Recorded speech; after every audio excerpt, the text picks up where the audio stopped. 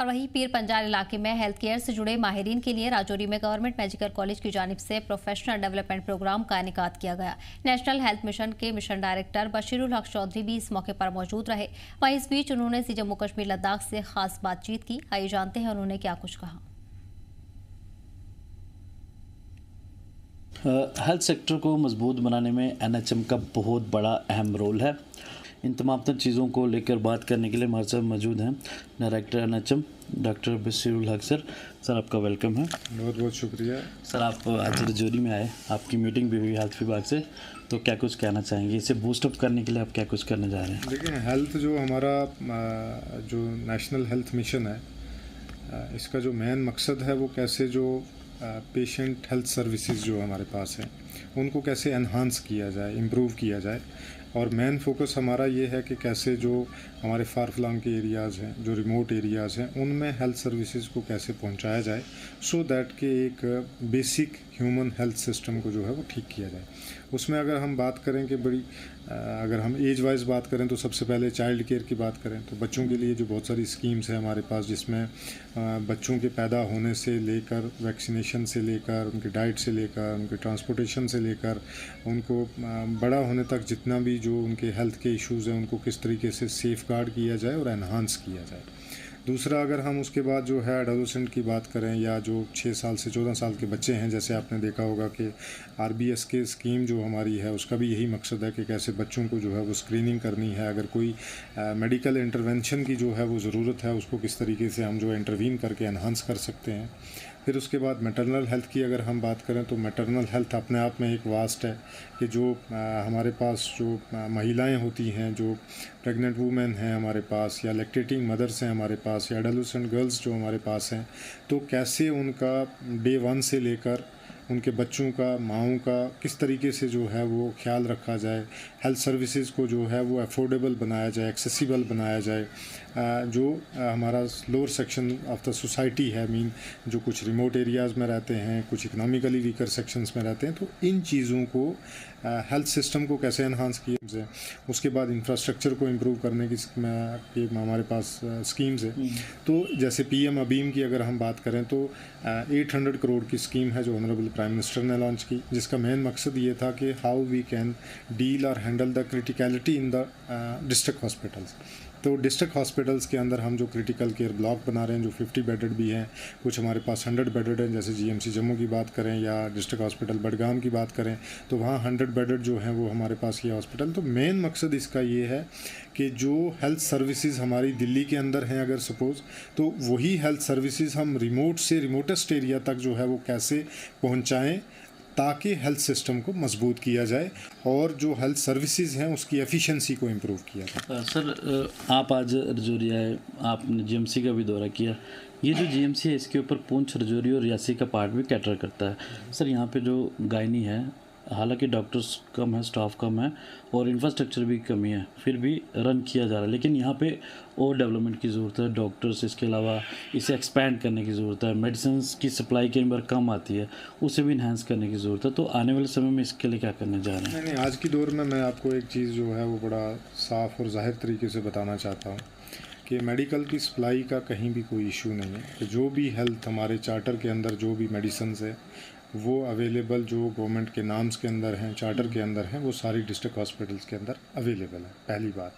दूसरी बात जो है वो ये है कि हमारे यहाँ पे जैसे आपने बात की अभी के गायनिक वार्ड जो आपके पास है वहाँ पे स्पेस कंस्ट्रेंट ज़रूर हो सकता है। मुझे लगता है कि अभी आने वाले टाइम में हमारा जो टारगेट है कि जो पीएम अभीम के तहत है या बाकी जितना हमारा ईसीआरपी के जो प्रोजेक्ट्स हैं जिसमें क्रिटिकल सर्विसेज को जो है वो एनहांस किया जाएगा और किया जा रहा है, तो आने वाले मुझे लगता है 1 साल के अंदर उसमें मेजर तब्दीली आप देखेंगे, क्योंकि मेजॉरिटी ऑफ द प्रोजेक्ट्स को हम जो है by the end of this financial year और we can say that by the mid of next calendar year, तो हम इसको जो है वो कंप्लीट करने की पूरी कोशिश करेंगे, जिसमें ह्यूमन सर्विसेज को जो हेल्थ की जो सर्विसेज हैं उनको इम्प्रूव किया जाएगा। तो ये दोनों पॉइंट आपके जो हैं इससे एड्रेस आने वाले टाइम में हो जाएंगे। बाकी अगर आप देखेंगे एक चीज़ जो है कि in spite of these challenges चाहे आप स्पेस की बात करें, चाहे कहीं ना कहीं मान लो कि ह्यूमन रिसोर्स की भी बात, जैसे डॉक्टर्स बोलते हैं, आप भी बोल रहे हैं, और कहीं ना कहीं जो इंफ्रास्ट्रक्चर है उसमें भी थोड़ी बहुत, क्योंकि हेल्थ डिपार्टमेंट एक ऐसा सेक्टर है कि जहाँ पे स्कोप ऑफ डेवलपमेंट जो है और स्कोप ऑफ इम्प्रूवमेंट जो है वो बहुत कांस्टेंट है, मतलब वो होता ही रहता है। तो आप ये चीज़ों को देखेंगे कि इतने चैलेंजेस होने के बावजूद भी जो हमारे हेल्थ वर्कर्स हैं, इन्होंने बहुत ब्रिलियंटली जो है वो चीज़ों को परफॉर्म किया है।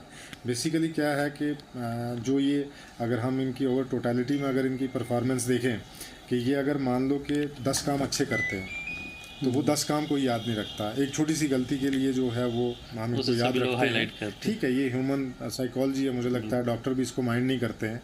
बट एक चीज़ जो है वो हमें खुद भी ख्याल रखना है, वो ये रखना है कि health is not only about the health workers और हॉस्पिटल्स और डॉक्टर्स। हेल्थ सिस्टम जो है वो ये है कि सपोज़ मान लो आज की डेट में खासकर हमारे जितने भी यूथ यहाँ पे अगर हैं हम देखेंगे तो बहुत सारे यूथ ऐसा है, अगर हम परसेंटेज में देखेंगे तो मुझे लगता है 10 से 15% होंगे, डॉक्टर्स ज़्यादा बता सकते हैं, कि वो लाइफस्टाइल डिजीज़ में जो हैं वो इन्वॉल्व हो गए। हम मतलब बताएं कि अगर मतलब कोई 25 साल का नौजवान है या 30 साल का नौजवान है, उसको डायबिटिक है, वो हाइपरटेंसिव है, तो आप सोचें ना कि इसमें तो डॉक्टर का कोई कसूर नहीं है। ये चीज़ें हैं। सो हेल्थ जो है it's always a two way process. Two way process means health system यहाँ पे है, अगर कोई इमरजेंसी है तो it will deal by the health workers, लेकिन जो आपके घर का लाइफस्टाइल है वो तो आप ही को डील करना है, वो आप ही को चेंज करना है। सर काफ़ी सारे फ़ोन कॉल्स हमें आए हैं, कुछ एनएचएम के एम्प्लॉयज़ भी हैं जो पिछले काफ़ी सालों से काम कर रहे हैं। एक तो परमानेंट का, उसके अलावा उनकी जो सैलरी है उसे इन्हेंस करने की बात की जा रही है। इसके अलावा जो आशा वर्कर्स जिन्हें मेन पिलर कहा जाता है, और वो काफ़ी सारे सर्वे भी करती हैं। और हमने एक स्टोरी भी पिछले दिनों में चलाई थी कि नदी क्रॉस करके अपनी जान को जोखिम में डालकर वो नौशहरा रिवर को उसने क्रॉस किया मेडिसिन पहुँचाने के लिए। हाँ सर, इन लोगों के लिए थोड़ा इन्हांस हो जाए अगर इनकी सैलरी, तो ये काफ़ी बार हमें क्या दो चीज़ें हैं इसमें। पहली बात तो ये है कि जो वो काम कर रहे हैं उसका कोई भी ऑनरेरियम सैलरी से भरपाई हो ही नहीं सकती, because that is I think above their life. जो वो काम करते हैं, इतना चैलेंजिंग काम करते हैं, अगर सपोज़ आप ही को पता लगे कि भाई किसी आदमी को, आपने देखा भी है प्रैक्टिकली सीन इट, कि आप किसी भी कोविड पेशेंट को देखते थे तो पेशेंट को उठा के हम हॉस्पिटल में डालते थे, इवन उसके फैमिली मेम्बर उससे नहीं मिलते थे, बिकॉज मैं दोनों बार में डीसी था, जब फर्स्ट वेव भी थी सेकंड वेव भी थी। सो मैंने वो चीज़, वो जो सीन था वो मैंने अपनी आंखों से देखा है कि कोई भी आदमी जो है वो उसके पास नहीं जाता है। तो हेल्थ वर्कर लेकिन उसके पास जा रहा है, डॉक्टर उसके पास जा रहा है, वो उसका एक्सरे कर रहा है, चेस्ट एक्सरे कर रहा है, वो स्टेथोस्कोप से उसको चेक कर रहा है, तो वो कितना नज़दीकी से, आप तो उसको खिड़की से देख रहे हैं, लेकिन डॉक्टर या हेल्थ वर्कर तो उसके पास जाके देख रहा है। तो इसमें अगर आप किसी को बोलेंगे कि अपनी लाइफ का चैलेंज कि आपकी सैलरी जो है वो पर मंथ 5 करोड़ हम कर देंगे, लेकिन आपको एक ऐसे पेशेंट के पास जाना है कि जिससे आपको बीमारी लग सकती है, तो मुझे लगता है मैं और आप मना कर रहे हैं। बट डॉक्टर ये करते हैं, हेल्थ जो हमारा पैरामेडिकल का स्टाफ है वो ये करता है, आशा वर्कर्स जो वो करती हैं, हमारा जो टीबी एलिमिनेशन प्रोग्राम है उसमें वो घर जाती हैं, वो उसका सैंपल कलेक्ट करती हैं, दवाई देती हैं। So it's a very challenge, मतलब ऑनरेरियम से या सैलरी से उसकी भरपाई हम कर ही नहीं सकते, पहली बात। दूसरी बात जो मैं बताना चाहता हूँ कि नो डाउट आपने जो बोला कि उनके ऊपर बर्डन बहुत है, काम वो बहुत करती है, ऑनरेरियम कम है, बट हमने एक जो देखा है कि हमारी बहुत सारी स्कीम्स हैं जिनके इंसेंटिव्स जो हैं उनको दिए जाते हैं, तो हम इस चीज़ को स्ट्रेंथन करेंगे सो दैट कि उनका इंसेंटिव और प्लस ऑनरेरियम एक हैंडसम अमाउंट बन जाए, सो दैट कि उनका कामकाज भी चलता रहे, घर बार भी चलता रहे और हमारा हेल्थ सिस्टम भी चलता रहे। बाकी एनएचएम की जो जितने भी इश्यूज़ हैं 1 बाय 1 देखेंगे, कानून के तहत जो भी होगा feasibility will definitely do. Sir एक आखिरी सवाल से अपने इंटरव्यू को ख़त्म करें।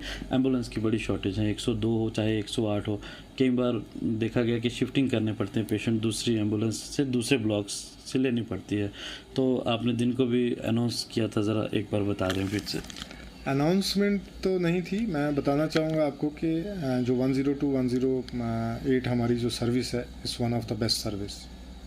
यहाँ पे कहीं भी कोई भी एम्बुलेंस के ख़राब होने का या एम्बुलेंस के ब्रेकडाउन होने का कोई चांस ही नहीं है, कि बिकॉज़ पूरा एक वेल इक्विप्ड मशीनरी जो है उसके ऊपर काम कर रही है। मेरी एक एम्बुलेंस के ऊपर जो है वो 3 लोग जो हैं वो परमानेंटली जो है इसी को ही देखते हैं। एक मैकेनिकल पार्ट देखता है जो ब्रेकडाउन को रिड्यूस करेगा, दूसरा पार्ट देखता है कि जो हमारा जो एम्प्लॉइज़ उसके अंदर हैं, चाहे वो अगर ALS है तो उसके अंदर हमारी EMT की टीम है, जो इमरजेंसी मेडिकल टीम है वो उसके अंदर रहती है, उसको रिप्लेस कैसे किया जाए, क्योंकि 8 घंटे से ज़्यादा हेल्थ वर्कर से काम करवा नहीं सकते, डॉक्टर को 8 घंटे से ज़्यादा गाड़ी नहीं चलवा सकते। सो मैन पावर को मैनेज करना प्लस फ्यूलिंग को मैनेज करना प्लस जो हमारा मैकेनिकल पार्ट है उसको मैनेज करने के लिए तो एक एम्बुलेंस के ऊपर हम लगभग जो है वो 2.25 लाख रुपया पर मंथ खर्चते।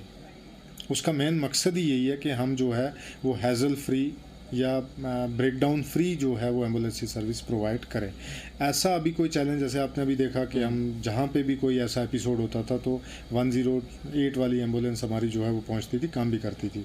हाँ, इसमें कमी ये हो सकती है कि मैंने आपको पहले बोला कि भाई इम्प्रूवमेंट का स्कोप हमेशा होता है, तो हमारे पास कुछ नई एम्बुलेंसेज भी जो हैं वो हैं, लगभग 50 के करीब हैं, तो हम उनको भी जो है वो इस फ्लीट में जो है इंक्लूड करेंगे।